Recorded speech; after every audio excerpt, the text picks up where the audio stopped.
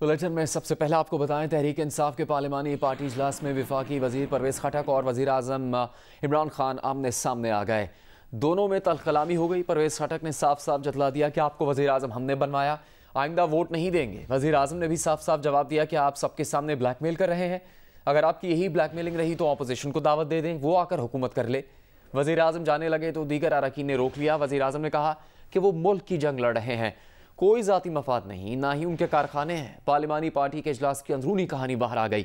इससे पहले परवेज़ खटक ने वज़ीर आज़म से गिला किया था कि खैबर पख्तूनख्वा में गैस पर पाबंदी है, गैस बिजली हम पैदा करते हैं और पेश भी हम रहे हैं।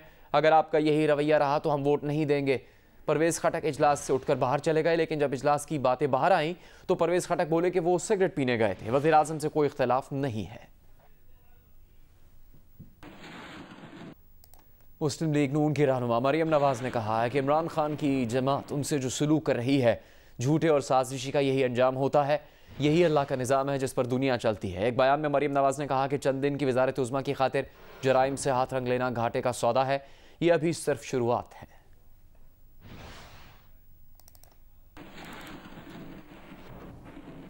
चेयरमैन पीपल्स पार्टी बिलावल भुट्टो जरदारी ने कौमी असम्बली इजलास से खिताब करते हुए कहा कि वज़ीर आज़म और वज़ीर ख़जाना दोनों अपनी ज़बान के पक्के नहीं। उन्होंने ऐलान किया था कि कोई मिनी बजट नहीं आएगा, मिनी बजट भी ले आए और 350 अरब रुपए से ज़्यादा के टैक्स भी लगा दिए।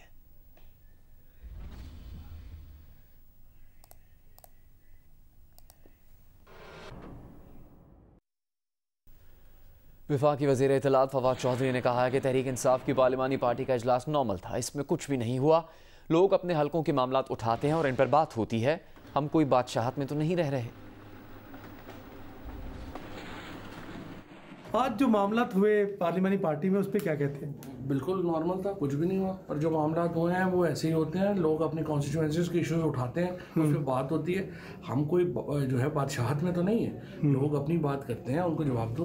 अच्छा, बड़े एतराज़ात उठाए कि काउंटिंग करें जी, लेकिन स्पीकर साहब नहीं माने। नहीं, काउंटिंग तो हो गई थी, ये काउंटिंग इस बारे में नहीं थी। वो काउंटिंग जो थी वो फाटा के एक बिल के बारे में थी और वो भी वाज़ेह था, चूँकि तो स्पीकर के पास डिस्क्रेशन है कि जब एक दफ़ा काउंटिंग हो जाए, नंबर सामने आ जाए, रूल्स के मुताबिक। कहते हैं हर शिक पे काउंटिंग, हर शिक पे तो यहाँ पे रहते तो हमें 3 दिन लग गए।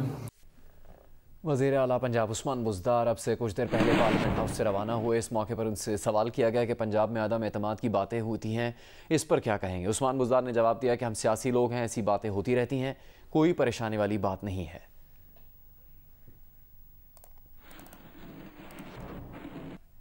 इस्लामाबाद हाई कोर्ट ने सानेहा मरी का जिम्मेदार NDMA को करार दे दिया। चीफ जस्टिस अतर मिनल्ला ने NDMA के मेंबर से कहा कि अमवात के आप जिम्मेदार हैं, केस में तो किसी इंक्वायरी की ज़रूरत ही नहीं। अगर डिस्ट्रिक्ट प्लान होता तो ये ना होता जो कुछ हुआ।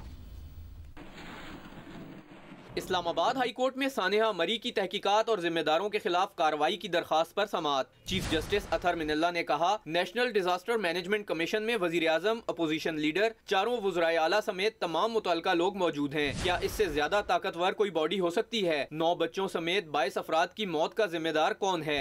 अदालत ने तहरीरी हुक्मनामे में कहा, national disaster management authority commission का इजलास बुलाने के लिए वजीर आजम से दरखास्त करे। इजलास की कार्रवाई 21 जनवरी तक मुकम्मल की जाए। कमीशन देखे कि NDMA एक्ट पर अमल दरामद क्यों नहीं हुआ, रावलपिंडी डिस्ट्रिक्ट मैनेजमेंट अथॉरिटी क्यों गैर फाल है। कमीशन NDMA एक्ट पर अमल दरामद में नाकामी के जिम्मेदारों का तयन करे और कानून के मुताबिक कार्रवाई की जाए। रजिस्ट्रार इस अदालती हुक्मनामे की कॉपी अमल दरामद के लिए NDMA और वजीर आजम इमरान खान के प्रिंसिपल सेक्रेटरी को भिजवाएं। अगर आइंदा समाअत तक कमीशन का इजलास न बुलाया गया तो चेयरमैन NDMA और वजीर आजम के प्रिंसिपल सेक्रेटरी खुद पेश हों और बताएं कि शहरियों की जानें खतरे में डालने वालों के खिलाफ कार्रवाई क्यों न हो। कैमरामैन फहीम कुरैशी के साथ Awais Yousafzai, Geo News, Islamabad. Army chief general Qamar Javed Bajwa से अमरीकी नाज़िमुल उमूर एंजेला एगलर ने मुलाकात की। मुलाकात में अफगानिस्तान समेत इलाकाई सलामती सूरत हाल और 2 तरफ़ा ताउन पर तबादला ख्याल किया गया। ISPR के मुताबिक आर्मी चीफ ने अफगानिस्तान में इंसानी बहरान के लिए आलमी कोशिशों की ज़रूरत पर जोर दिया। अमरीकी नाज़िमुल उमूर ने अमन और इस्तेहकाम के लिए पाकिस्तान की कोशिशों को सराहा।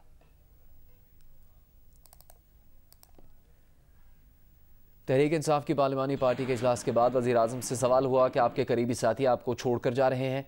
इस पर इमरान खान खामोश रहे। साथ मौजूद फवाद चौधरी ने जवाबी सवाल पूछा, कौन से साथी?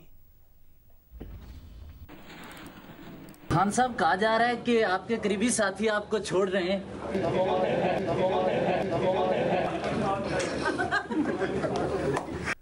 हुकूमत ने बिजली महंगी कर दी। पेट्रोल महंगा करने के लिए पर तोल लिए। नेपरा ने बिजली की कीमत 4 रुपये 30 पैसे फी यूनिट बढ़ा दी। कीमत में इजाफा नवंबर के फ्यूल एडजस्टमेंट चार्जेस की मद में किया गया। इजाफा जनवरी के बिल्स में वसूल किया जाएगा कि इलेक्ट्रिक सार्फिन पर इतलाक नहीं होगा।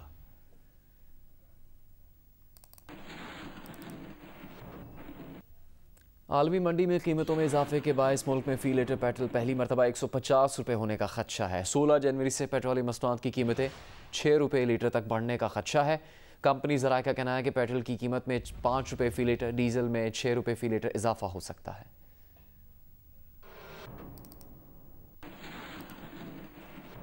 कराची की मकामी अदालत ने नाजिम जोखियों कातिल केस में 5 मुलजिमान की अबूरी जमानत मनसूख कर दी। तहरीरी फैसले में करार दिया गया कि शवाहिद से लगता है नाजिम जोखियों को जाम अब्दुल करीम और उसके भाई की हिदायत पर मारा गया।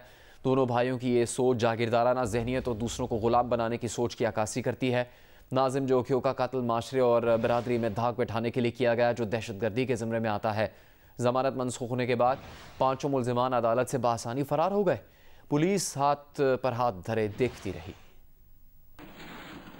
बासर कैदियों को जेल से बाहर रिहायशी सहूलतें फराहम करने वाले सरकारी और प्राइवेट अस्पतालों के नेटवर्क का इंकशाफ हुआ है। बासर कैदियों को शहर के कम से कम 5 प्राइवेट अस्पतालों में रखा जाता रहा। प्राइवेट अस्पतालों में बेव्यू, हेल्थ विजन, कमर इस्लाम और मदर केयर अस्पताल शामिल हैं। निजी अस्पतालों में मालदार और बासर कैदियों को रखा जाता है। शहर के 3 सरकारी अस्पतालों में भी बासर कैदियों को तवील अरसे तक रखे जाने का इंकशाफ भी हुआ है। महकमा दाखिला सिंध ने कैदियों को अस्पतालों में रखने में बेकायदगियों की तहकीकात शुरू कर दी हैं। गुज़श्ता दिनों शाहजेब कत्ल केस के मरकजी मुलजिम शाहरुख जतोई समेत 21 कैदियों को मुख्तलिफ प्राइवेट और सरकारी अस्पतालों से जेल वापस मुंतकिल किया गया।